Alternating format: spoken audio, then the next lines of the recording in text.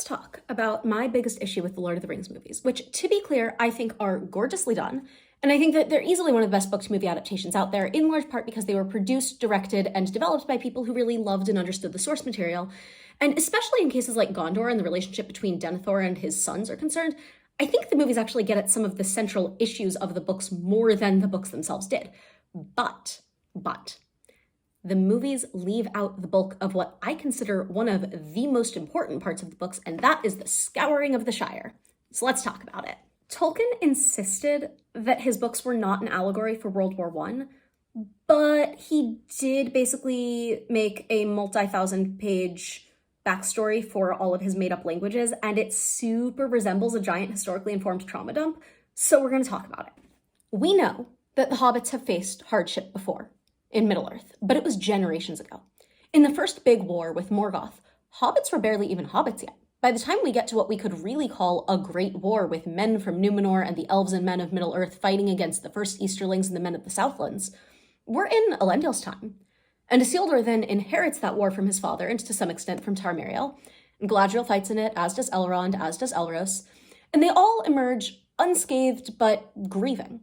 And in many ways, it is the first true alliance of elves and dwarves and men. And it's what they, at that time, believed to be the last stand against the creeping evil of Mordor. But hobbits? Not really affected, with the exception of, a couple of fringe conflicts on the edge of the Shire. Stores, sure, are in the mix. We are led to believe that those are Gollum's people. As Frodo notes, he was once something like a hobbit. But the Shire had always kind of been hidden up and out of the way, with the exception of, again, those couple of skirmishes, like when Bandabras Took invented golf, because he hit an orc king, actually, named Golfinbull, really, really hard with a wooden stick. And when he hit him with that wooden stick, Golfinbull's head came off, and it went flying, and it landed in a rabbit hole, and thus the game of golf was invented in Middle-earth. But with the exception of that, we really haven't seen any fights in the Shire. In the Mirkwood, which we're familiar with by Bilbo's time, there are bad things. But that's basically a bad bedtime story. It's a reason to keep hobbits from wandering. Trolls are the worst beasts around, but they turn to stone in sunlight. Men might have their troubles, sure, but the nearest village with men is Bree, and that's still far enough away that it's a journey to get there on foot. And Frodo and Sam and Merry and Pippin in Fellowship are oddities in Bree. Bilbo was the first hobbit that many of them had ever really seen. And it's not like there are casual interactions between hobbits and men on the daily. So it's safe to say that hobbits expected that even if there was another great war, they still would not be affected. That's why it's such a shock to see the Shire invaded. Which, by the way, yeah, that's why we're talking about the Scouring of the Shire. Because the Shire does not survive the War of Frodo and Sam's time unscathed. We're going to turn to page 300 of Return of the King, at least that's assuming that you're following my extraordinarily beat up copy. It's the second to last proper chapter before the appendices. The four hobbits who left get to the Brandywine Bridge, and you know what, let's look at the text. And this is the last chapter of the main text prior to the Grey Havens. It was after nightfall when, wet and tired, the travelers came at last to the Brandywine, and they found the gate barred. At either end of the bridge, there was a great spiked gate, and on the further side of the river, they could see that some new houses had been built, two-storied, with narrow, straight-sided windows, bare and dimly lit, all very gloomy and un-Shire-like.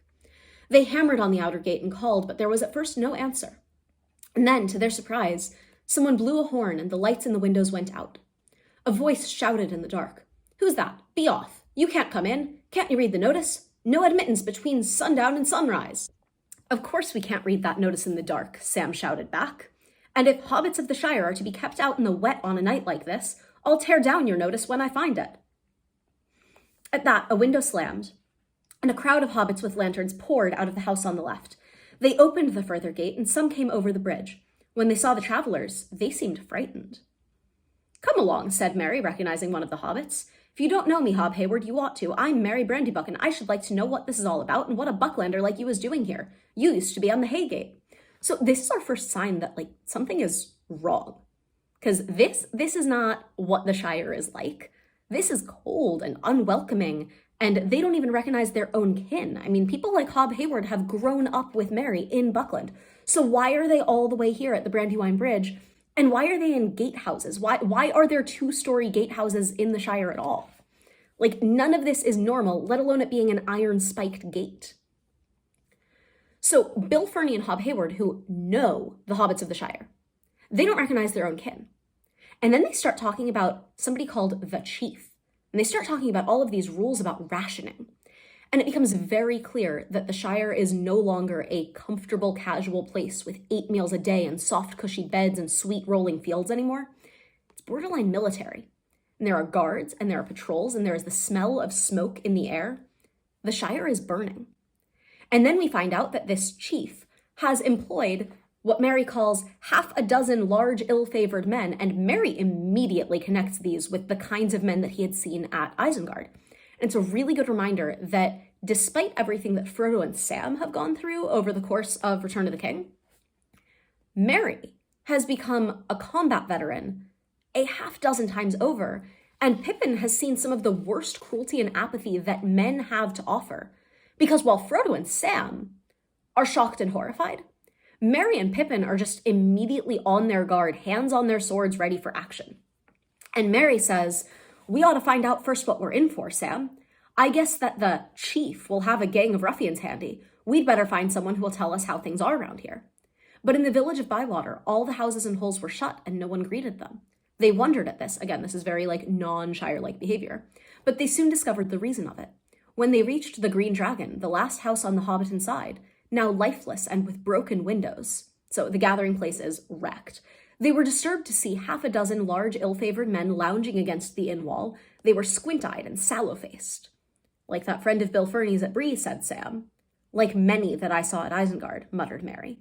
So we're seeing Merry and Pippin especially because he's actively wearing the colors of the Kingsguard in Gondor, get a really grand moment.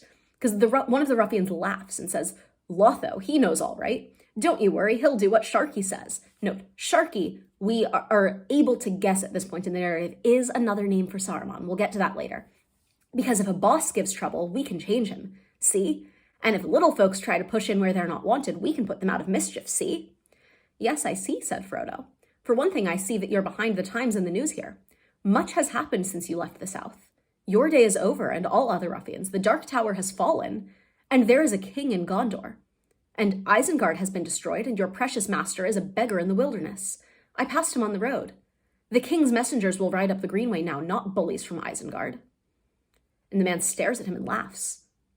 "A beggar in the wilderness? Oh, is he indeed? Swagger at my little cockawhoop, but that won't stop us living in this fat little country where you have lazed long enough. And," he snaps his fingers in Frodo's face, "king's messengers? That for them. When I see one, I'll take notice, perhaps." And this is too much for Pippin, because Pippin has survived battle wearing the colors of Gondor. Pippin serves Gondor still. He's sworn an oath. And here's this squint-eyed rascal calling the ring-bearer a little cockawhoop. So he casts back his cloak, he flashes out his sword, and he's wearing the silver and sable of Gondor. And he says, "I am a messenger of the king. You are speaking to the king's friend, and one of the most renowned in all the lands of the West. You are a ruffian and a fool. Down on your knees in the road and ask pardon, or I will set this troll's bane in you," talking about his sword. And his sword is gleaming in the sun, and Merry and Sam draw their swords too. And Frodo doesn't move. But this is a fight. The ruffians give it back, and they're scaring the Breland peasants, and they're, this is terrifying. And these ruffians are used to scaring peasants. They're used to bullying hobbits who don't know what to do with men. Fearless hobbits with bright swords and grim faces, as the book tells us, were a great surprise. And there was a note in the voices of these newcomers that they had not heard before. It chilled them with fear. "Go," said Merry. "If you trouble this village again, you will regret it." And the 3 hobbits came on, and then the ruffians turned and fled, running away up the Hobbiton road. But they blew their horns as they ran. "Well, we've come back none too soon," said Merry. And it's this great moment, yeah, but we also see that Merry and Pippin aren't just any hobbits anymore. Again, they've been places, and they've seen things, and they've done things. They're actually physically larger than your standard hobbit at this point, partially because of their time in the Entwood. And they're known as captains. They are military folk, to be feared or respected as much as loved or joked around with, and that might be what they've earned by this point in the story. But it's difficult to connect that with the 2 jokesters who started off joining the Fellowship kind of by accident at the start. And that carries through to what we end up knowing as the Battle of Bywater Road. And this is where they're looking for Lotho, who used to be a Baggins cousin. He's a hobbit. And we know that he's been deputized by a chief, by Sharky. And we also know that like something's up with that because the men keep laughing whenever they mention that they're going to look for Lotho. So they're on their way to Bywater Road. And one of the ruffians laughs and says, Lotho, he knows all right. Don't you worry, he'll do what Sharky says. It becomes clear that the chief that they've been talking about is not the same as the Sharky that they've been talking about. The chief is Lotho, who used to be a Baggins cousin, although admittedly not a popular one, and he serves someone named Sharky. And if we've been paying attention, again, we know this is actually Saruman. And in the movies by this point, Saruman has been done away with. Saruman, we see his body falling down by the watermill at Isengard. But you have to remember, Saruman is crafty. And even in the movies where they're leaving some things out, we see that Saruman has done everything he can. He has betrayed every friend he's ever had. He has torn down trees. He has made the land an industrial hellscape. And he's done it all so that Gondor wouldn't have any allies left. And he's here in the Shire, because in the books, Saruman does not die at Isengard. And he is militarizing the Shire. He is turning it inside out. He is cutting down trees. He is burning things. And they can't do that in the movies because they got rid of Saruman at Isengard. But in the books, Saruman not only lives, he goes on to do really awful things. And just like with Rohan, the only reason he's able to do it is because of the complicity of the people who live there already. He's able to do all of this to the Shire because he's deputized a hobbit, and a hobbit related to the Bagginses at that. But it's even worse than that because we learn immediately that Wormtongue actually stabbed Lotho in his sleep and took his place as Saruman's deputy. And one of the many continuous themes of the book that this really links into is that systems of power that are propped up by transactions and displays of power and force are inherently unstable, and they're kind of susceptible to betrayal. I mean, that's how Sauron ends up taking power in the first place, is with the betrayal of Morgoth. Because Wormtongue is the one who kills Saruman by cutting out his throat. And then the hobbits are the ones to kill Wormtongue so that he can't spread his gospel of evil anymore. And it's worth noting in the middle of all of this fighting as they're taking back the Shire, Sam gets a really great moment where he basically stops what he's doing, puts down his knife, because he sees Rosie Cotton, and they have this like excessively polite, very cute exchange. Because it's this really lovely moment. She sees him and she's like, oh, good, you're back. And he's like, I'm sorry, everybody thought I was dead. Why are you not surprised? And she hasn't given up on him. Everybody else has been telling her this whole time that the hobbits who left were never coming back.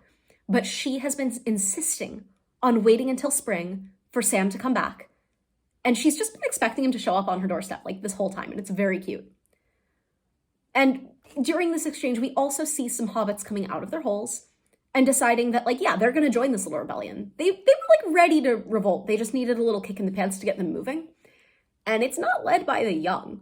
It is led by Lobelia Sackville Baggins, who immediately sets off to go smack Saruman and the men he's brought with him upside the head with an umbrella. And it's amazing. But the line that really brings it home is at the end of the chapter, because they have gone to where Saruman and Wormtongue were, and Wormtongue has offed Saruman, who kind of disappears into the mist and blows away towards the west. But Wormtongue is fully just a body on the road. And this should be page 327. Yeah. Frodo looked down at the body with pity and horror, for as he looked, it seemed that the long years of death were suddenly revealed in it, and it shrank, and the shriveled face became rags of skin upon a hideous skull. Lifting up the skirt of the dirty cloak that sprawled beside it, he covered it over and turned away. And that's the end of that, said Sam. A nasty end, and I wish I needn't have seen it, but it's good riddance. And the very last end of the war, I hope, said Merry. I hope so, said Frodo, and sighed. The very last stroke. But to think that it should fall here, at the very door of Bag End, among all my hopes and fears at least, I never expected that. I shan't call it the end till we've cleared up this mess, said Sam gloomily, and that'll take a lot of time and work.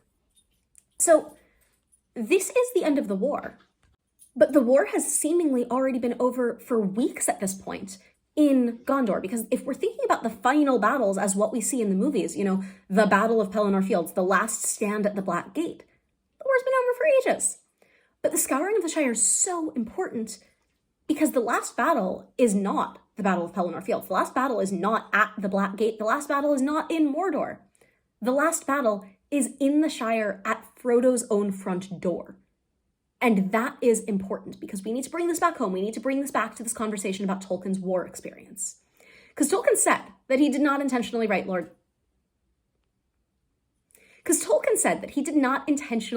of the Rings as an allegory for World War I.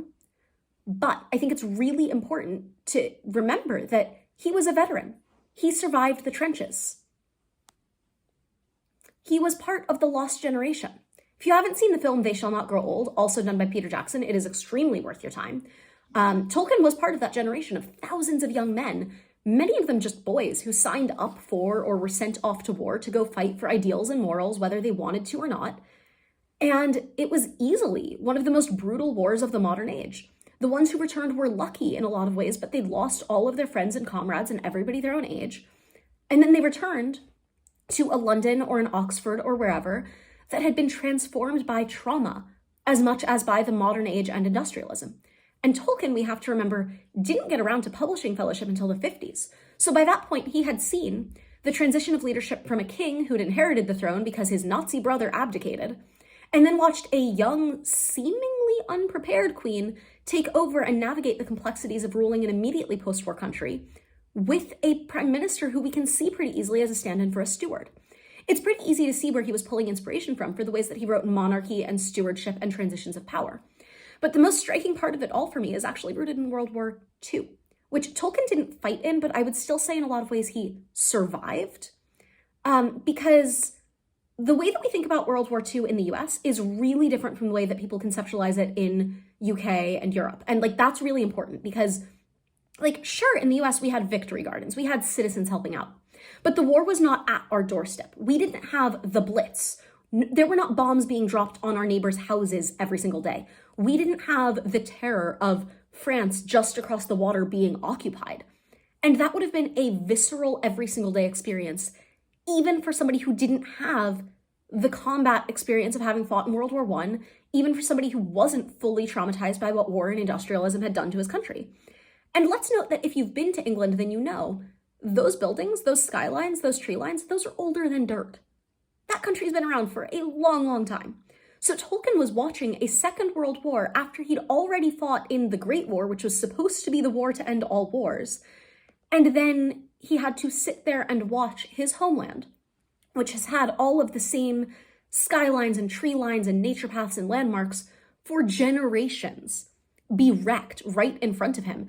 And even though the war is ostensibly far away in another country, it's also right in his own backyard, and France is just across the water and it's occupied. And this place that he's always been able to come back home to, even when he was fighting in that first Great War, it's never going to be the same, and he knows it. So now let's apply that history and that visceral sense of loss and loss of home to Middle-earth, and suddenly it makes sense that the Scouring of the Shire is what we see at the end of the book, and that the last battle is not a battle of men in Gondor. It's because somebody has taken advantage of even the best of the races of Middle-earth, that they have also been harmed and militarized and manipulated, and nothing is untouched, not even home. And it also becomes clear that even if it had been untouched, the four hobbits who left are so different now that they would never have been able to quite go home the same either. And it's really bittersweet, and it's painful, and it's so key to understanding the story and the greater arc of these four hobbits' journeys. I will always be just a little bit bitter that it got cut from the movies, which I think is fair, because yeah, they were concerned about time. The movies were already too long, and they already had too many endings. And they chose to focus on Aragorn and Arwen, which, sure, valid, but still, looking at Lord of the Rings, and especially Return of the King, in the historical context in which it was written and published, makes me feel like the Scouring of the Shire is a really important piece of the story that just doesn't get talked about enough. Anyway, I hope this has been interesting for you, or at least an interpretation of the books that you find fun to dig into. If there's other lore or bits of story that didn't get adapted that you want me to talk about, let me know in the comments. I will see what I can do. Until next time, I am still writing books under the name Gemma Tate. I'm still talking too much about books on the internet. If you want to hear more from me, don't forget to hit like and subscribe, and I will see you in the next one.